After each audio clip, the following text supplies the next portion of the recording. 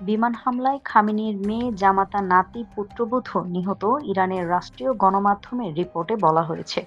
America-Israeli হামলায় ইরানের সর্বোচ্চ নেতা আয়াতুল্লাহ আলী খামেনির মেয়ে ও নাতি নিহত হয়েছেন। পাশাপাশি তারা জামাতা ও পুত্রবধূও মারা গেছেন।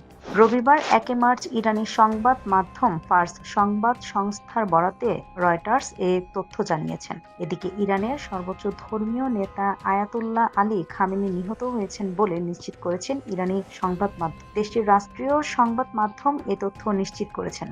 এর আগে ইসরায়েলি প্রধানমন্ত্রী বেনিয়ামিন নেতানিয়াহুর পর ইরানের supreme leader Ayatollah Ali Khamenei নিহত হয়েছেন বলে দাবি করেন মার্কিন প্রেসিডেন্ট ডোনাল্ড ট্রাম্প। বাংলাদেশ সময় রবিবার মধ্যরাতে সামাজিক যোগাযোগ মাধ্যম ট্রুথ সোশ্যালে এক পোস্টে তিনি দাবি করেন। সেখানে তিনি বলেন, খামেনি ইতিহাসের সবচেয়ে নিষ্ঠুর ব্যক্তি নিহত হয়েছেন। ইরানের রাষ্ট্রীয় সংবাদ মাধ্যম জানায়, শনিবার খামেনির প্রাসাদ লক্ষ্য করে হামলা চালায় যুক্তরাষ্ট্র ও ইসরায়েল। এতে তার প্রাসাদ পুরোপুরি ধ্বংস হয়ে যায়।